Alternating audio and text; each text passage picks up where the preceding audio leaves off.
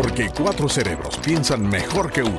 Canal 21 presenta el programa con sentido crítico, propositivo, concluyente y recomendatorio. Diálogo con Ernesto López, edición especial. Esta mañana vamos a destacar varios temas, sobre todo que han acontecido en las últimas horas o esta semana. Por ejemplo, a inicios, el día lunes, la empresa privada llevó a cabo uno de sus eventos más importantes que buscan incidir, en la definición de políticas públicas del país.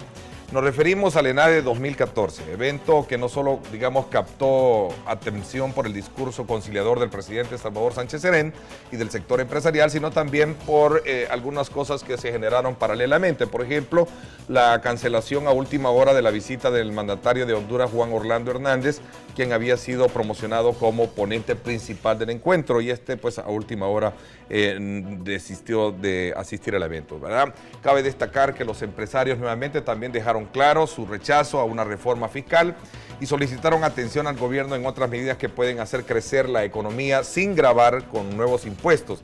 Incluso propusieron la discusión de la figura CEDES como instrumento de desarrollo y generación de empleo inmediato. Hoy buscaremos junto a nuestro panel interpretar los actos y omisiones que se dieron en el marco de esta importante actividad del país.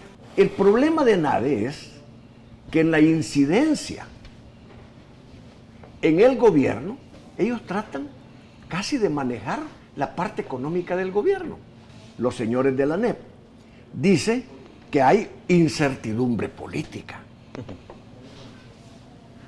Yo no creo que hay incertidumbre política en este momento. Hay certidumbre. Hay certidumbre política. A tu criterio hay certidumbre. Claro. Están funcionando las instituciones. Mire, yo le quisiera preguntar al gobierno si tienen alguna agenda oculta con ANEP. Yo creo que no.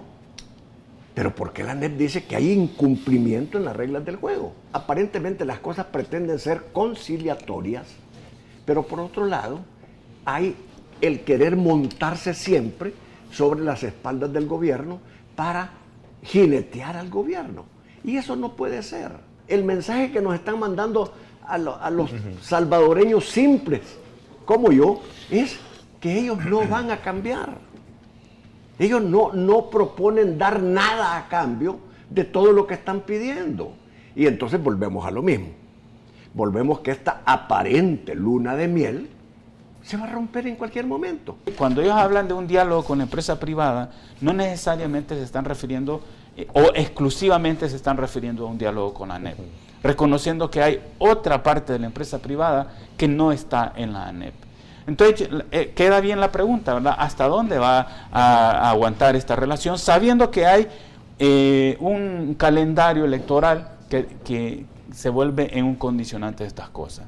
En términos, del funcionamiento de las instituciones, no estaríamos hablando de una incertidumbre, pero yo creo que es que en ese lenguaje de repente sí está lo más profundo del asunto, ¿verdad? Que es la disputa de quién se queda con qué, el reparto de la generación de la riqueza, sea poca o mucha la que hay. Para mí el punto que los está uniendo ahora es, el denominador común es la reforma fiscal.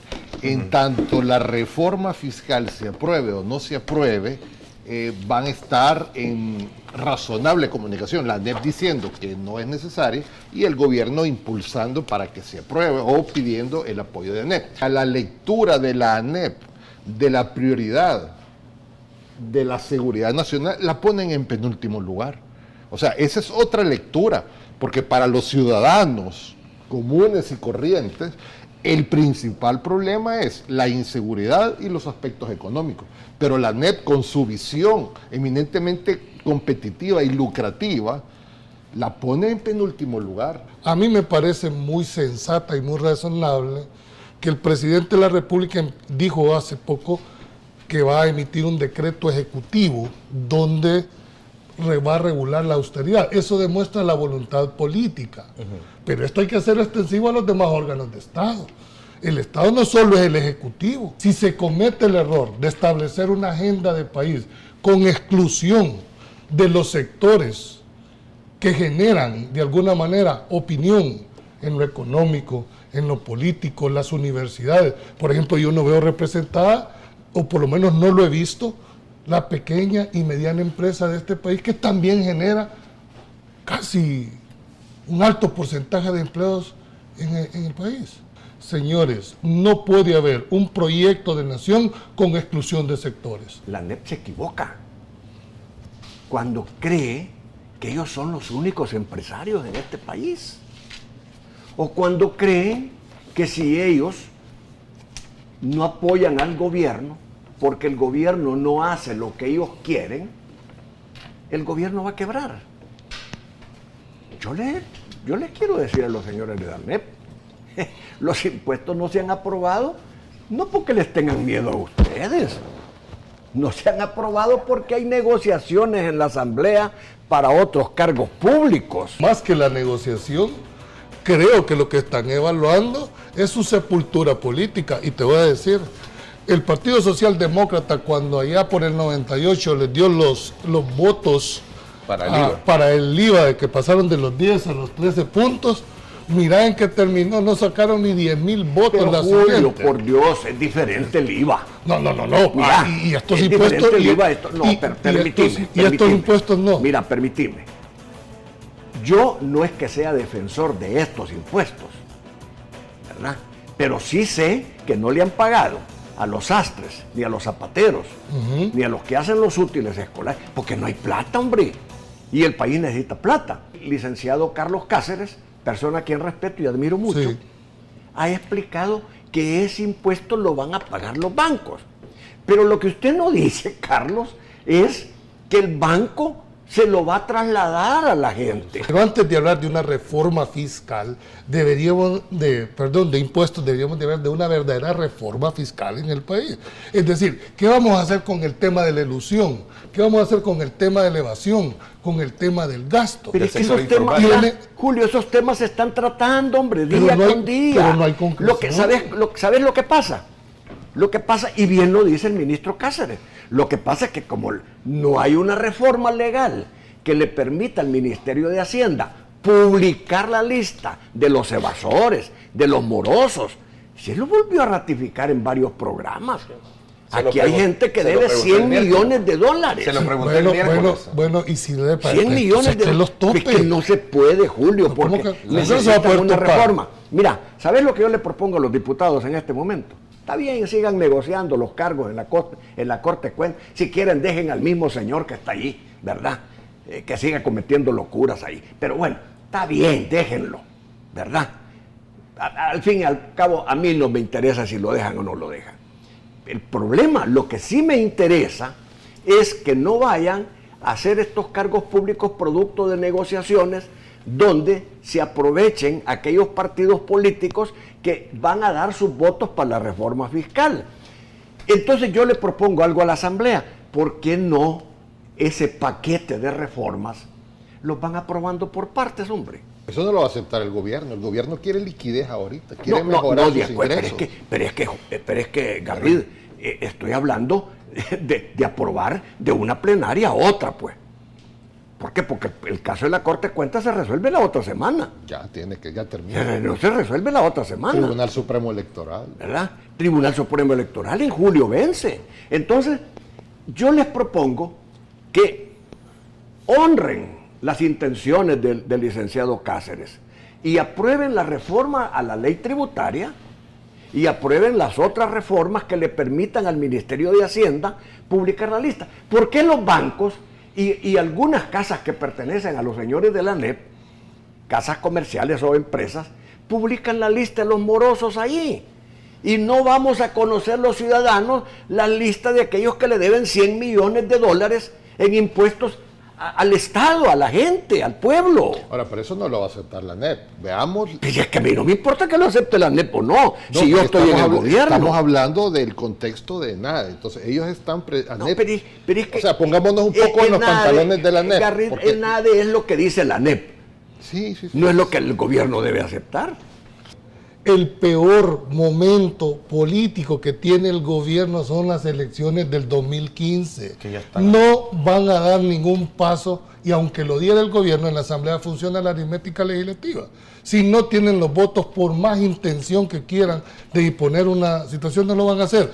Y los partidos chiquitos, crees vos, o los partidos que se la van a jugar teniendo hay menos de 8 meses elecciones. Sí, se la van a jugar de acuerdo a las Ojalá. negociaciones de cargos que van a hacer, hombre. Sí, pero eso no le garantiza absolutamente nada. ¿Y por cuánto tiempo? El frente, por cuestión, uno, por el resultado electoral del que venimos, donde, digamos, queda cuestionado su victoria, por más que haya habido aceptación, de todas maneras, todavía recientemente el alcalde de San Salvador sigue insistiendo en que le quitaron el triunfo, ¿verdad? Siguen en el fondo diciendo no aceptamos esa victoria.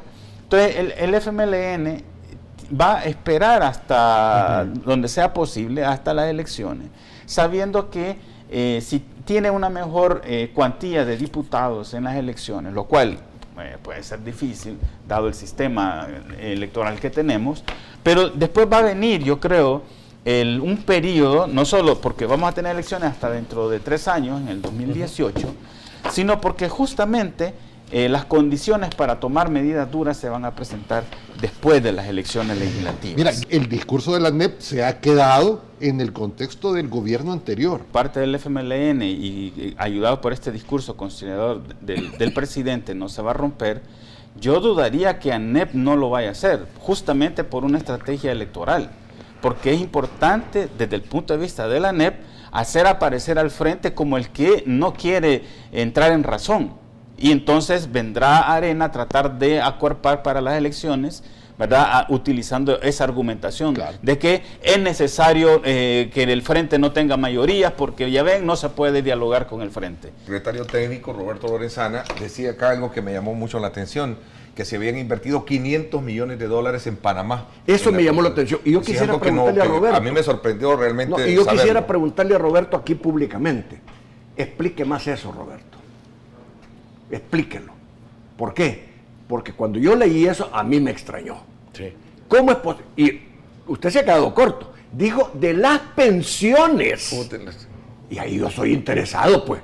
Yo soy pensionado. Y son interesados todos los que no han recibido pensiones. ¿Por qué? Porque nos han quitado $500 millones de las pensiones para invertir en un proyecto en Panamá. Pero no dio mayores detalles, Roberto. Hablar de los impuestos y hablar de una reforma fiscal en un país tan golpeado. Y cuando Quirio me dice, mira, aquí no va a haber un proyecto de nación. Fíjate que yo sí creo que la realidad se va a imponer. Que vaya a haber voluntad política, sí tengo mi reserva. Pero la realidad se va a imponer. Voluntad política sí va a haber. ¿Sabes lo que va a haber? Piedrotas en el camino que va a poner Arena, Fusades y la ANEP. Pero hay almagas. Para que eso no camine. Hay boca para apartarlas. Es decir, eso por supuesto que lo van a ver. El sector privado, la ANEP, está en su derecho de hacer propuestas. Sí, pero no es el único. Mire, que la ANEP las vaya a hacer a las comunidades también, hombre. Mire, Sí, que vaya a explicarle a la gente pobre. Y de un escenario, digamos, propicio para crear nuevas inversiones, para crear empleo. Ahora, ¿no? le quiero aclarar una cosa. Yo no soy enemigo de la ANEP.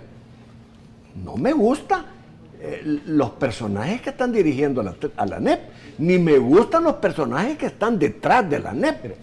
La ANEP aglutina a mucha gente buena. Lamentablemente, quienes se imponen siempre son aquellas 20 grandes empresas o 20 grandes empresarios que forman la oligarquía de este país. Pero hay un principio, y lo sabemos los abogados, y tal. El que tiene más tiene que pagar más. Ese es un principio de equidad tributaria básica. Pero paguemos todos. Y muy antiguo. El trapito dominguero de la ANEP, según el discurso de ellos, son estas sedes. Sedes con Z. Los Estados Unidos tienen todo el derecho como nación soberana a impedir el paso de la gente ilegal. Pero ¿por qué no persiguen a los coyotes? ¿Por qué la ANEP no se pronuncia sobre eso? Es que eso es lo que ¿Por qué la ANEP no se pronuncia sobre eso? ¿Sabe por qué? Porque ellos, en vez de dar trabajo aquí para que esos niños no se vayan, van a abrir hoteles, van a abrir negocios, van a abrir grandes empresas en Colombia, en Costa Rica, en Honduras, en Guatemala. En otros países el tema. Y entonces, ¿para qué están pidiendo, digamos, qué legitimidad tienen para estar aquí exigiendo cosas al gobierno? Si no tienen ninguna legitimidad moral. Y entonces el gobierno, ¿por qué, digamos, les toma tan a pecho? El gobierno está platicando, pero está platicando de lejos. Están frente a frente, pero están lejos. Como un agente más. Como agente más. No te equivoques, ni tan de lejos, ni como un agente más. Al grado tal que el presidente ha mostrado la voluntad política llegándole nadie. Está bien, pero si están lejos. Bueno, es decir, yo veo hechos, yo veo circunstancias. Para mí la voluntad política que manifestó el presidente Sánchez Serén con el hecho de haber llegado a Lenade, es decir, yo quiero platicar con todos los sectores, incluyéndolo a ustedes. No vino a última hora el presidente, ¿por qué habrá sido? Bueno, era la gran pregunta que se generaba, se dio en un contexto político. Mire, yo no le daría importancia al presidente de Honduras. Estamos aquí en El Salvador, y si él quiere venir, que venga. No, al final era una visita privada. Pero el presidente Sánchez Serén dijo, entendimiento. el presidente Sánchez Serén dijo, esa es una visita privada, y no es una visita oficial, y no me voy a reunir con él. Está bien, yo me refiero al aspecto de seguridad. ¿Cómo vas a creer que iba? Yo no sé cuál fue en realidad el motivo. La pensada de ANEP. Pero hay un olfato y hay un sentido común de las cosas. Cuando hay un problema... Hay una trampa cazabobos ahí. Hay una trampa cazabobos. No sé si había trampa, pero hombre, si a un hombre que ha manifestado que es enemigo del Salvador, que nos quita una isla, que va a poner el ejército en esa isla. Y que no viene a la toma de posesión. Que no viene a la toma de posesión de ese fue el error político más grande, porque... ¿De quién? ¿De ANEP? No, del gobierno de Honduras. El hecho de ANEP por haberlo invitado a pesar de eso. No, permíteme, lo que yo digo, ¿por qué razón es mi tesis de esto? Independiente del tema ideológico, y es que cuando el profesor Sánchez Serén venía de ganar las elecciones del FMLN, se convirtió en presidente de los que votaron y de los que no votaron con él, y era el presidente de los salvadoreños, no el presidente del FMLN. La afrenta al no venir es al país, no a la persona ni al partido político. Eso sí creo yo que fue un error político, de olfato y de diplomacia del gobierno de Honduras. Pero bueno, eso serán allá los hondureños. El tema es por qué ANEP invita a un presidente. Hay que preguntarle a ANEP para qué le invitó. A un presidente que está confrontando con todos los salvadoreños. Ese es el tema. ¿Por qué un presidente que ha violado la soberanía del Salvador, hombre? ¿Por qué confrontar de esa manera con el gobierno? Es decir, a nosotros sí nos va a visitar. Eso debería explicarlo ANEP. Bueno, eso lo debería explicar ellos, no nosotros. Mi visión es lo que al final hubo recapacitaron sobre las consecuencias, porque era por demás que si hubiese venido aquí, ¿tú crees que no le hubieran preguntado sobre el tema de la isla Conejo? Era lógico de habérselo presupuestado esa pregunta, y cuál iba a ser la posición en El Salvador en un encuentro de la empresa privada. Entonces creo que al final privó, dijéramos, el sentido común, y gracias a Dios no vino al país. Es que mira, lo invitaron porque según ANEP es el que más sabe de las sedes. Hubo dos, digamos, sentencias que la declararon ilegal, pero después, investigando un poco más el caso... Reformaron las leyes ahí. No las reformaron, quitaron a 2 magistrados, para poder de alguna manera no declararla ilegal. El presidente Saca tiene todo el derecho de vender sus acciones cuando le dé la gana y de comprarlas cuando le dé la gana. Pero la sala dice, cuando son concesiones, no lo puede hacer, dice. Porque es como entrar en una puerta giratoria, dice, que se entra y se sale, que se entra y se sale. Entonces, ¿qué quiere decir? Que al presidente Saca le ha vedado el derecho constitucional que tiene, por ejemplo, de ser diputado en la próxima legislatura. O de vender sus activos. ¿Por qué? Es una limitación. Y por otro lado, ha sido tendenciosa la sala, perdónenme, señores magistrados, los aprecio mucho. Vieran cuánto los aprecio. Pero perdónenme, ustedes han sido tendenciosos, han hecho juicios de valor personales al decir que el presidente Saca cometió fraude a la Constitución. Y eso, si ustedes no pueden probar la intención, no deberían de acusar, porque están acusando falsamente. Quienes redactaron la Constitución, la redactaron mal, si lo que querían decir es dejar un plazo de 5 años, o sea, un periodo, y que pudiese ser candidato el siguiente, porque la redacción de la Constitución lo que dice es no podrán ser candidatos, no dicen no podrán ser presidentes. Antes lo decía. ¿Verdad?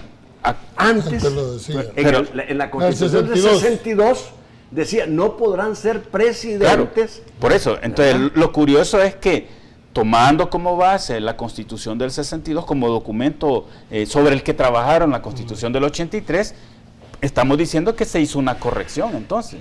Claro. ¿Verdad? Y entonces en ese sentido la interpretación es la que está haciendo la sala.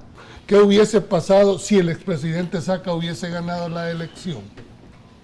Esa es la gran interrogante que había que preguntarse. ¿Habrían declarado la inconstitucionalidad o no? Y con lo que estás diciendo, y que el presidente Sánchez Serén no fue presidente interinamente ¿Cómo no? dentro de los 10 años. Pero no 6 meses. Pero no 6 meses. El máximo tribunal de este país se llama Corte Suprema Sí, de ahí no hay Justicia. hombre. duda. Ese debería ser el peso y Pero la entonces, ¿por qué contrapeso. están legislando? Yo no, mira, aquí hay Están que legislando. decirlo. O sea, con lo que dicen de 10 años, ya el Tribunal Supremo y la Asamblea no tienen otra opción más que acatar eso. Claro. Y eso no es ley de la República. No, es decir, ¿cuál es el efecto de la declaratoria no lo de sabemos. inconstitucionalidad? Que hay una expulsión del ordenamiento jurídico Claro. inmediatamente. Pero Ahora, en este caso es como la es expulsión, declarativa, pero es está declarativa. referido al acto de la de inscripción. la inscripción. No está cambiando, No está cambiando. no está cambiando ninguna legislación. Está diciendo, miren, no pueden ser candidatos dentro de los 10 años. Ya traducido, dijéramos, al lenguaje sencillo. Aquí se despide Diálogo con Ernesto López, edición especial, el programa con sentido crítico, propositivo, concluyente y recomendatorio que analiza y debate aspectos de la realidad nacional.